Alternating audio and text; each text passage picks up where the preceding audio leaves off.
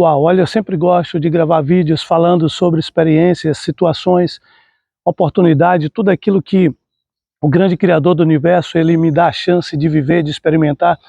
E hoje, durante o ritual da gratidão, que é um processo que a gente criou e que a gente inicia todos os dias, pela manhã, quando a gente acorda, que é de agradecer ao grande Criador do Universo pela dádiva da vida, que é refletir verdadeiramente sobre todas as nossas atividades, sobre tudo aquilo que a gente tem feito para com o próximo e aquilo que a gente tem feito para com nós mesmos. E aí me veio a seguinte reflexão: o homem, ele tem que voltar a pensar. E aí você vai falar: Mário, mais do que o que a gente pensa, durante o dia nós temos em média de 16 a 17 mil pensamentos. Mas acontece o seguinte: muitos desses pensamentos são pensamentos involuntários. Na maioria das vezes a gente se pega pensando alguma coisa que automaticamente veio na nossa mente, porque a nossa visão identificou algum processo, a nossa visão teve algum insight, a gente visualizou alguma coisa que alguém fez e a gente absorve aquele padrão de comportamento para a nossa vida.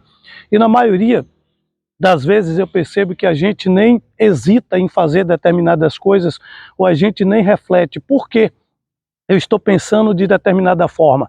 Então eu acredito que o pensamento, ele tem um poder muito grande. E o poder do pensamento está exatamente no campo espiritual, no campo do espírito, não está no campo da matéria. Ao contrário do que muitos pensam e do que muitos pregam.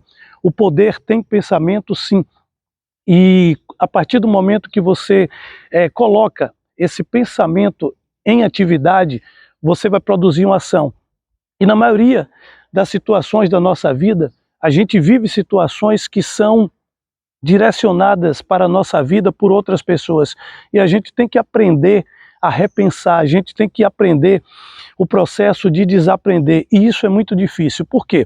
Durante toda a nossa existência, a gente passa por algumas fases. A gente passa pela fase do nascimento, crescimento, maturidade e declínio.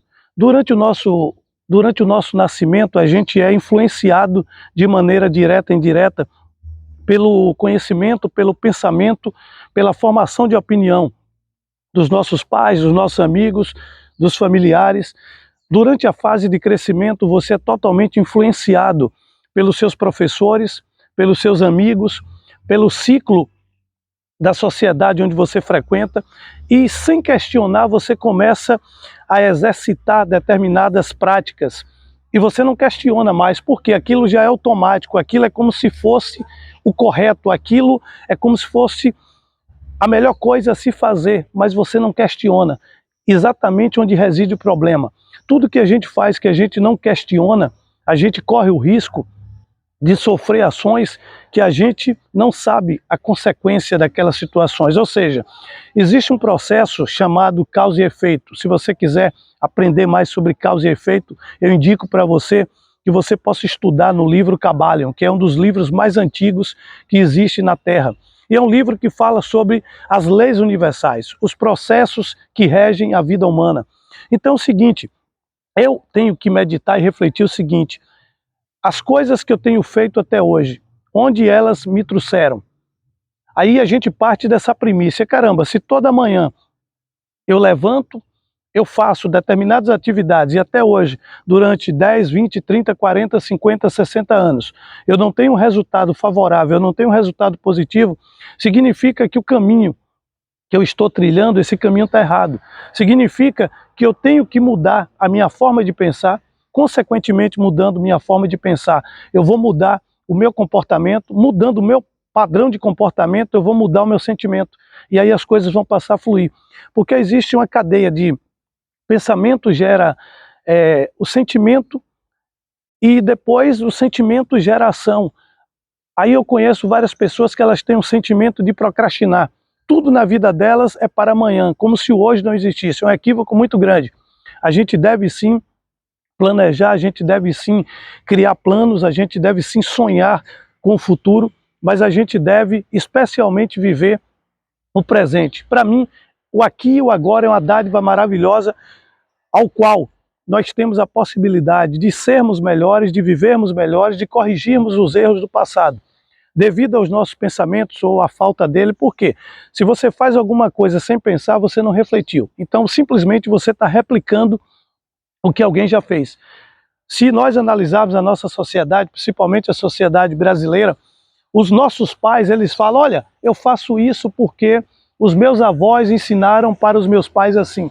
E aí a gente vai seguindo dentro de uma cadeia de comportamento, um padrão de pensamento e de comportamento que a gente não consegue sair da bolha. E essa bolha, ela é muito pequena. Quando a gente começa a refletir sobre a dimensão, sobre o tamanho do mundo, a gente cria várias possibilidades de crescimento. Eu tenho uma tese que o homem nasceu para evoluir. A evolução, ela só parte a partir da primícia que eu estou aqui e eu posso crescer, eu estou aqui, eu posso aprender, eu estou aqui, amanhã eu posso gravar um vídeo melhor do que o de hoje, eu estou aqui, amanhã eu posso correr mais do que hoje, eu estou aqui, amanhã eu posso pedalar mais do que o que eu pedalo hoje. Então existe essa força que te move, que é o pensamento, mas às vezes você pensa pelos outros. Eu conheço pessoas que a maioria das vezes o pensamento que essas pessoas nutrem é um pensamento de escassez, é um pensamento de doença, é um pensamento de miséria, e ela acaba atraindo essas pessoas que vão validar todo esse pensamento que ela tem. Ou seja, se ela ficar na frente da porta da residência dela, as pessoas que irão se aproximar são pessoas que vivem na escassez, são pessoas que estão doentes, são pessoas que são miseráveis. Por quê? Pensamento é energia. Então, o pensamento, ele gera sentimento. Aí você tem que analisar o seguinte, quais os sentimentos que eu estou produzindo através do meu pensamento, como eu me sinto agora. Essa reflexão, ou seja, essa autobusca, esse processo de procura, é muito interessante. O que é que eu estou validando agora na minha vida? O que é que eu penso? Como é que eu estou agindo? Como é que eu faço? Como é que eu me comporto? Como é que eu falo com as pessoas? A partir do momento que você compreende que você verdadeiramente não está sendo quem você deseja ser, você é forçado a mudar de comportamento, você é forçado a mudar de atitude. E os nossos padrões de comportamento, eles são determinados pelo nosso padrão de pensamento. E o que é que você pensa? O que você pensa, você é. Jesus Cristo, o Messias, eu não estou falando aqui de religião, estou falando de espiritualidade. Jesus Cristo, o Messias, ele deu um exemplo fantástico quando ele andou aqui nesse mundo. E ele falou o seguinte, ele falava muito em parábolas, mas ele falou o seguinte, olha, assim como o homem se vê, assim o homem o é. Aí eu comecei a analisar a chave e o código que Jesus quis transmitir para nós. Se você se vê como uma pessoa forte, você será forte. Por quê? Você vai emanar pensamento de felicidade. Esses pensamentos de felicidade vai emanar força para você e você vai buscar alternativas para que você valide que você é forte. A partir do momento que você pronuncia, que você fala que você é uma pessoa doente, que você é uma pessoa frágil, que você é uma pessoa medrosa, você vai validar situações e o teu pensamento vai atrair para vocês pessoas que vão produzir em você esse sentimento de fraqueza, de mediocridade, de doença, de escassez. Então você tem que ter muito cuidado com aquilo que você pensa e principalmente com aquilo que você fala. Primeiro, para criar o mundo, o grande criador do universo, ele pensou, ou seja, imagem, usou a imaginação. O que é a imaginação? Uma imagem que produz ação. Tudo isso vem do pensamento. Pensamento é espiritual, pega o código. E aí na sequência o Senhor, o grande criador do universo, ele proferiu as palavras, está feito.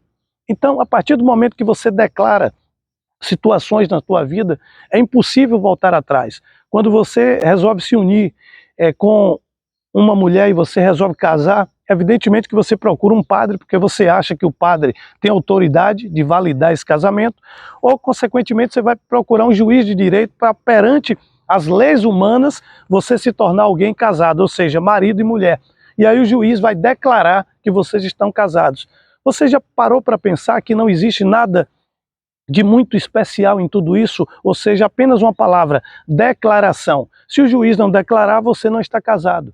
Significa isso? Mas se você voltar para casa e continuar convivendo e sendo marido e mulher, no seu pensamento, você não está casado porque o juiz não declarou?